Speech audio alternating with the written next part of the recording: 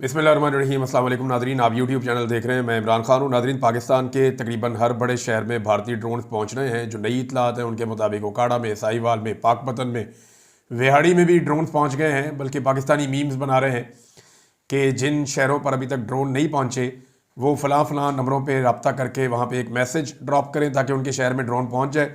लाहौर में मैं मनाज़िर देख रहा था कि बंदूकें हाथों में उठा के जो लाहौर के शहरी हैं वो फ़ौज के साथ मिलकर क्लाशनकोफ़ों के साथ जो है वो ड्रोन्स को ब्रस्ट मार रहे हैं कि जनाब ये ड्रोन हम गिरा देंगे। फिर ड्रोन वहाँ से भाग भी जाता है, वहाँ से चला जाता है।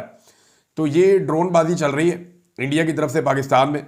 पाकिस्तान ने काफ़ी ड्रोन तबाह किए हैं भारत के, और भारत ये ड्रोन्स भेज रहा है। जो मकसद इसके पीछे समझ आता है कि वो विजुअल्स इकट्ठे कर रहा है, वो पाकिस्तान के अंदर की मालूमात इकट्ठी कर रहा है, पाकिस्तान के दिफाई निज़ाम को पूरी तरह से जांचने की कोशिश कर रहा है। वो कोऑर्डिनेट्स इकट्ठे कर रहे हैं कि किस जगह पे क्या सूरत हाल है, कहाँ पे कितनी मज़ामत है, इनकी कौन कौन सी जगह के ऊपर जो है वो चौकियाँ हैं। ये सारी चीज़ें अब उनको यानी सैटेलाइट से भी चीज़ें नज़र आ जाती हैं, लेकिन ड्रोन बड़ा डिटेल काम करता है।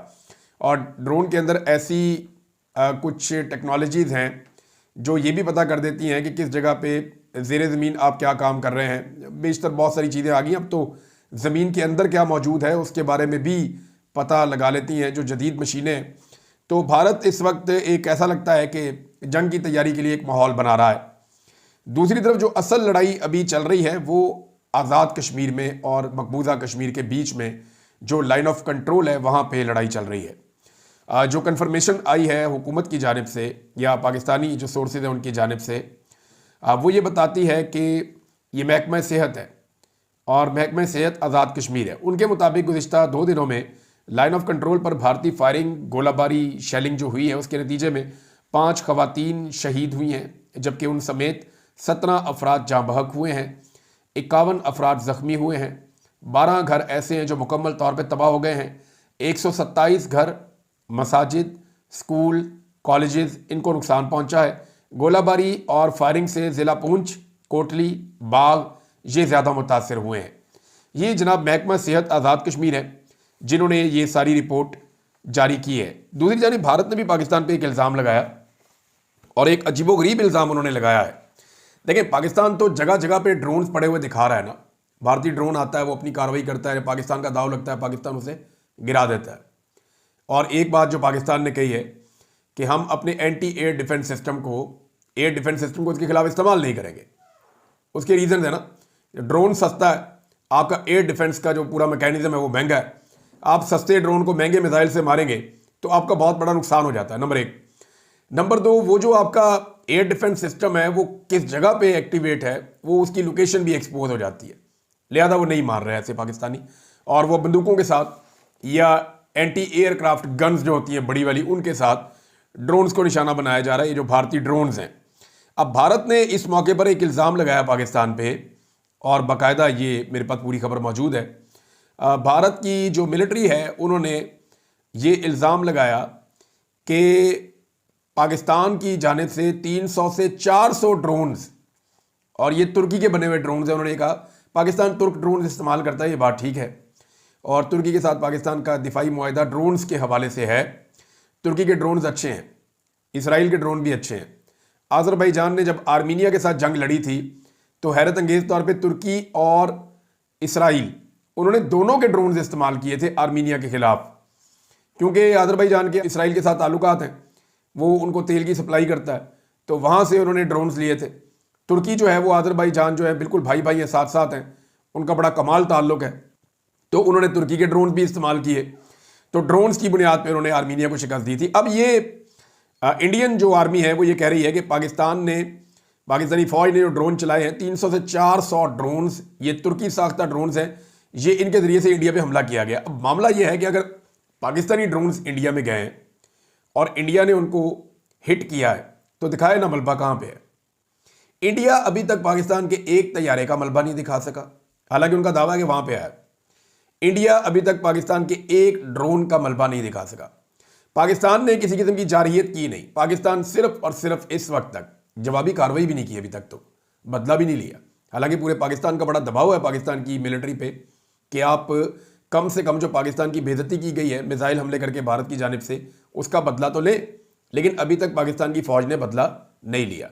हाँ, दिफा ज़रूर किया है।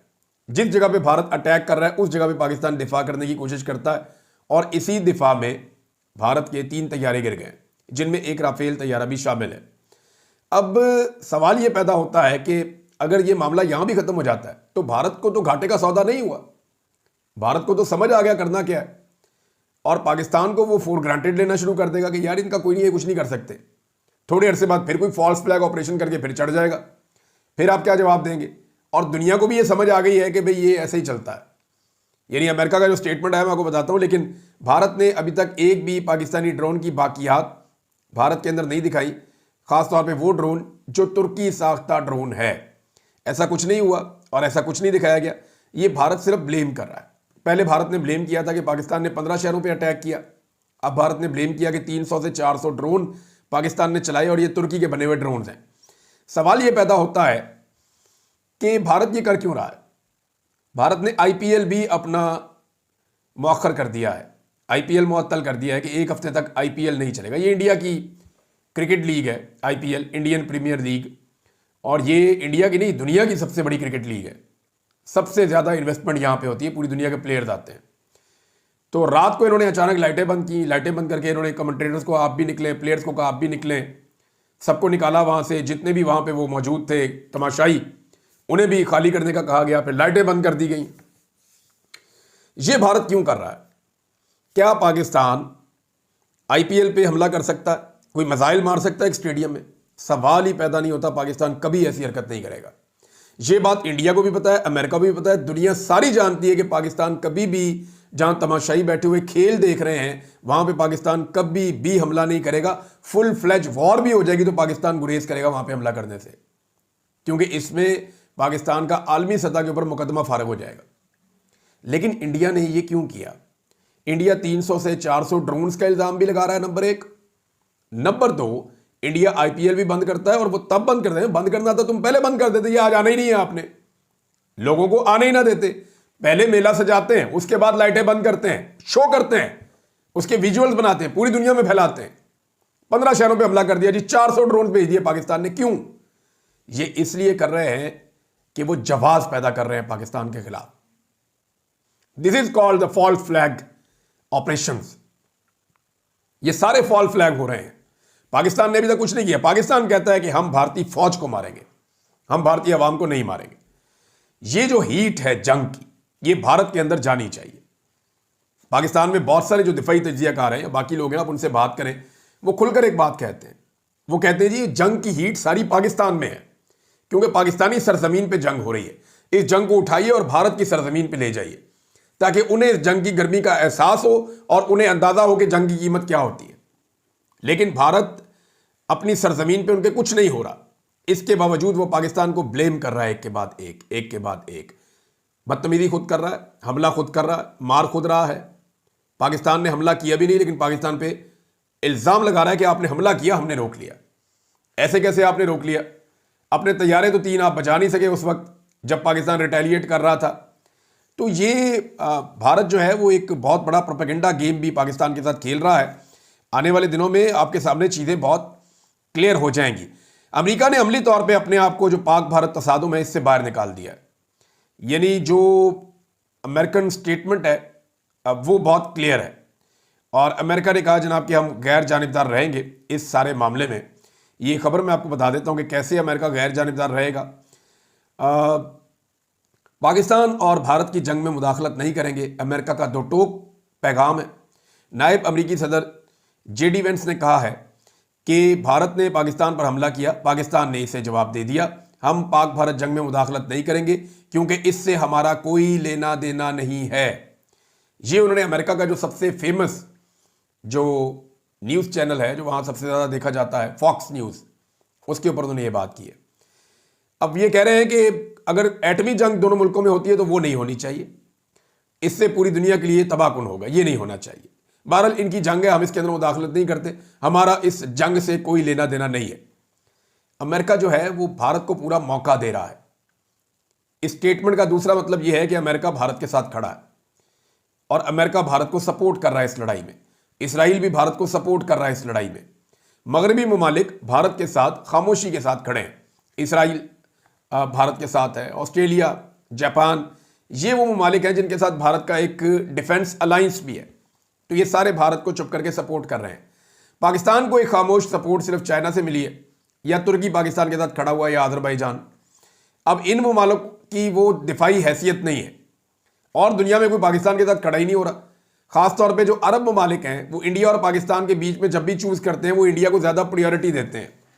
हालांकि देखें, हमने सऊदी अरब का $3 अरब देना है, हमने यूएई का $2 अरब देना है। अब ये मुल्क हम पे दबाव ही डाल सकते हैं कि जनाब इंडिया ने आपको मार लिया, आपने जवाबी कार्रवाई नहीं करनी, आपने वापस नहीं मारना, आपको मार पड़ गई, कोई बात नहीं, हम आपको थोड़े पैसे और दे देंगे या थोड़ा तेल और दे देंगे। इस तरह पाकिस्तान की जो हैसियत है वो ख़त्म हो जाएगी। हमारी एक कौमी शनाख्त है, एक अना है, उसको कंप्रोमाइज़ किया जा रहा है टाइम बढ़ाते बढ़ाते।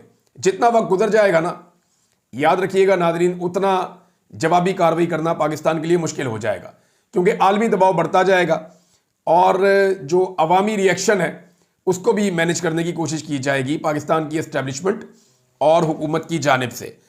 अब नाज़रीन, पाकिस्तान सफारती तौर पे कामयाब नहीं हुआ। ये फजल रहमान साहब ने कहा जी कि मुझे मैं इत्मीनान नहीं है जो पाकिस्तान ने सफारती कोशिशें की हैं, दुनिया में खुलकर पाकिस्तान की हमायत पैदा नहीं हो सकी। वो मैंने आपको पहले ही बताया है कि सूरत हाल उतनी अच्छी नहीं है जितनी सोची जाती है। नाज़रीन, पाकिस्तान के DGI-SPR ने इंटरनेशनल मीडिया से बात करते हुए कहा कि भारत पहले जो है वो पहलगाम वाक़े के सबूत मुहैया करे। मेरे ख्याल में मामला भी इससे बहुत आगे चला गया है। पाकिस्तान को अब लकीर नहीं पीटनी चाहिए, ये बात जो है वो सियासतदानों पे छोड़ें और मिलिट्री को अब ये बात करनी चाहिए कि भारत ने पाकिस्तान के ऊपर हमला कर दिया है, पाकिस्तान जो है वो जवाबी कार्रवाई ज़रूर करेगा, क्योंकि पाकिस्तान के पास जो है वो जवाबी कार्रवाई का हक मौजूद है। हमने जवाब देना है सिर्फ। अब भारत ने अगर सबूत देने होते तो वो पहले दे देता ना। भारत ने जिस पहलगाम हमले को या फॉल्स फ्लैग ऑपरेशन को बहाना बनाकर पाकिस्तान के ऊपर अटैक किया है, अब उन्होंने तो अपना कर लिया अटैक। वो जो करना चाहते थे 9 मकामात पे उन्होंने आकर मिसाइल फेंके हैं, 24 मिसाइल पाकिस्तान में दाग दिए हैं, 100 के करीब ड्रोन्स पाकिस्तान के अंदर दाखिल कर दिए हैं, बहुत सारे धमाके पाकिस्तान के शहरों में कर दिए हैं। पाकिस्तान की सरहद की लगातार भारत खिलाफ वर्जी कर रहा है, लेकिन पाकिस्तान ने अभी तक जवाब भारत को नहीं दिया। और अभी भी पाकिस्तान अगर ये कहेगा कि भारत पहलगाम वाक़े के सबूत दे, तो भी सबूत तो उसने देने थे तब जब आप मान लेते और आप कहते जनाब ठीक है, अब आप हमें कसूरवार समझे। अब तो उसने कसूरवार आपको ठहरा दिया, अब तो उसने आपके ऊपर हमला कर दिया। अब लकीर पीटने का कोई फायदा नहीं। अब सिर्फ फोकस जो हमारी फोर्सेज हैं उनका यहां होना चाहिए कि उन्होंने भारत को वापस जवाब इस सारे अमल में कैसे देना है।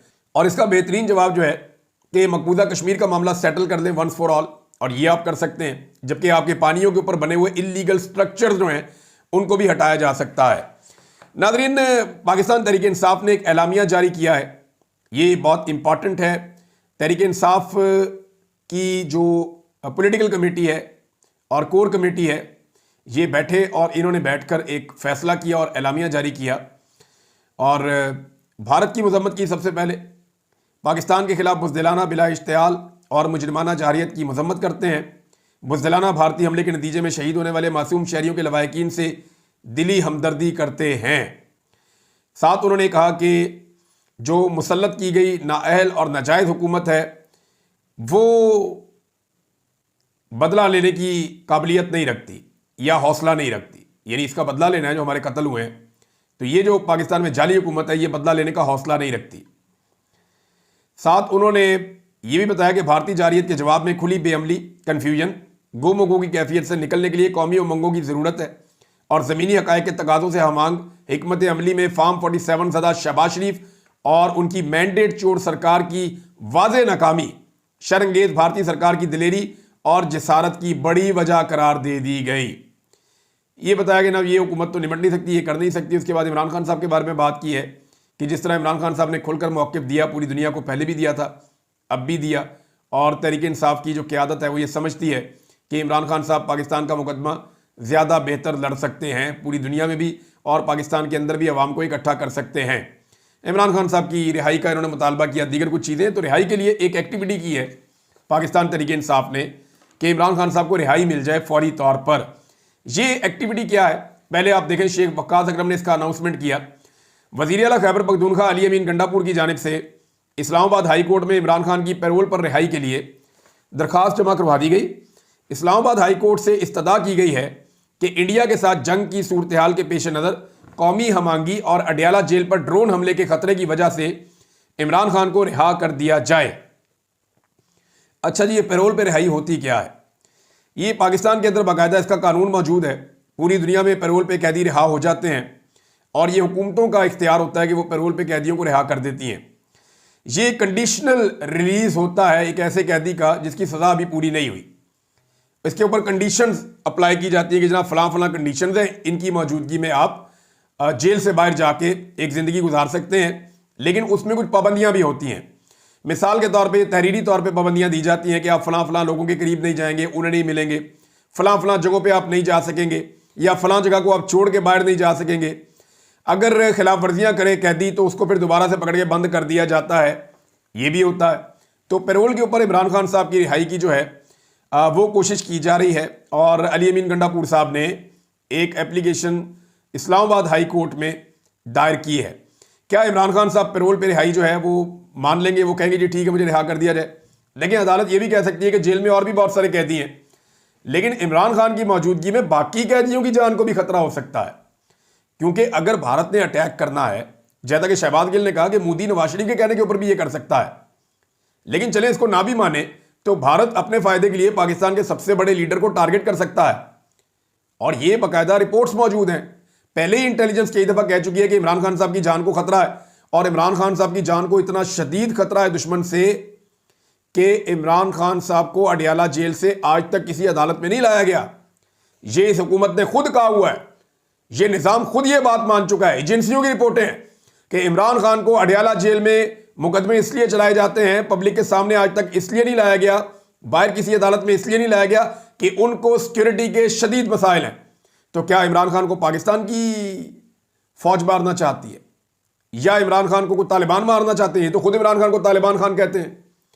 तो इमरान खान साहब को एक्चुअली मुल्क के दुश्मन से खतरा है ना। तो इस वक्त मुल्क का सबसे बड़ा दुश्मन कौन है? जिसने मुल्क के ऊपर हमला किया हुआ है। लिहाजा अब वो क्योंकि ड्रोन पे ड्रोन भेज रहे हैं, और वजीर दिफा कह चुके हैं कि ड्रोन तो कहीं भी जा सकता है भाई। लिहाजा इमरान खान साहब को जेल से निकालना पड़ेगा। होश के नाखून लेने चाहिए पाकिस्तान की एस्टेब्लिशमेंट को। नाज़रीन, पाकिस्तान में अभी डेवलपमेंट और भी है। एक बड़ी डेवलपमेंट जो है वो सुप्रीम कोर्ट ऑफ पाकिस्तान से है, वो डेवलपमेंट मैं आपके सामने रखता हूं। लेकिन आप पाकिस्तान में जुल्म और बर्बरियत का आप अंदाज़ा यहां से करें कि अलाउद्दीन के भाइयों को उठा लिया गया। ये सोशल मीडिया एक्टिविस्ट हैं और ये बात करते हैं हमेशा रूल ऑफ लॉ की, जमहूरियत की, अवाम के मैंडेट की और एस्टेब्लिशमेंट से पाकिस्तानी सियासत की, और एंटी एस्टेब्लिशमेंट इनका बयानिया है। अब इन पे इतना गुस्सा है कि इनके भाइयों को उठा लिया गया पाकिस्तान में। यानी वहाँ पुलिस की और एजेंसियों की गाड़ियाँ पहुँचती हैं, इनके भाइयों के दफातर में तोड़फोड़ करती हैं और इनके भाइयों को उठाकर गायब कर दिया जाता है, उठाकर ले जाते हैं। ये जनाब अलाउद्दीन साहब के साथ हुआ है। ये पाकिस्तान में नहीं रहते। एक तरफ जंग का माहौल है, दूसरी तरफ पाकिस्तानियों को उठा के जनाब गायब करो, मारो इनको। कल शहरबानों की वालदा को उठा लिया था, चंद दिन पहले सनम जावेद को उठा लिया था, उनके शौहर को उठा लिया था। एक के बाद एक बंदा उठाया जा रहा है, एक के बाद एक बंदे पे टॉर्चर किया जा रहा है।